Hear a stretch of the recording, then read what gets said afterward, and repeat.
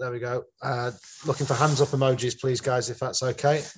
And then we'll come to as many of you as can. We've got Dom Smith with a hand up. Will be first.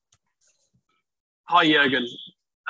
You were speaking in the week about how you've been here 6 years and games against Burnley have never been particularly easy.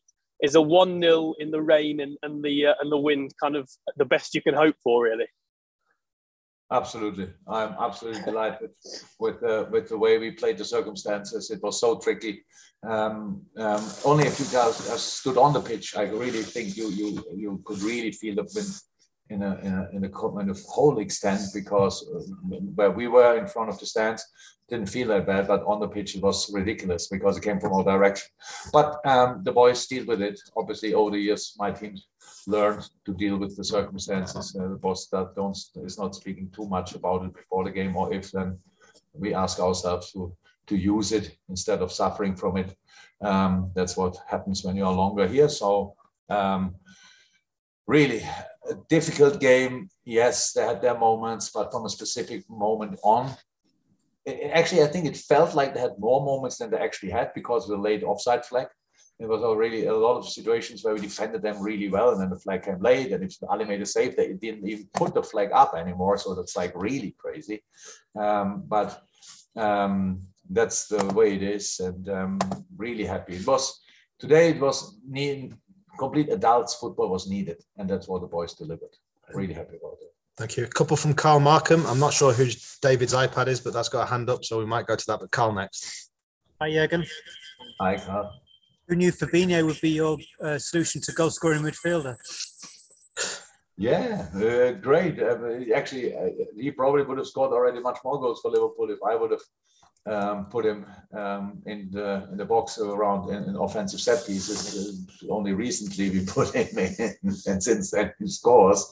Great goal, absolutely great goal.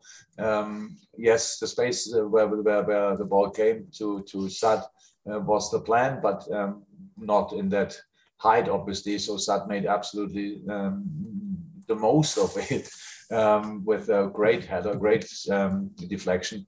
And then timing perfect. Fab is there, first one, and then scores a counter-pressing goal in the 6-yard box, which is absolutely outstanding. You spoke pretty much about sort of a late decision to put Sadio in. How do you think that went? Top.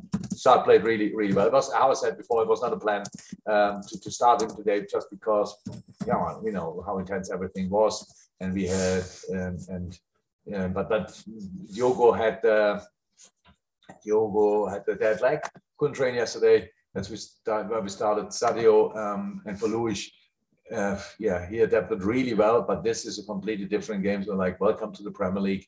We didn't want to try it if we don't need it, and that's why we started like we started. And Sad did really well. So worked incredibly hard, and that's exactly what we expected. Okay, and I think these will be the final question or questions from Dom King.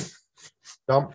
Again, just a quick word on Van Dijk. There was never any guarantee that he would get back to the levels that he had before the injury, but over the last 5-6 weeks, he's really been there, and today probably summed up that. Definitely.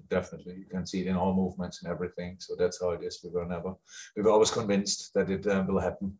Nobody knows exactly what is the reason why there's here or there a little issue.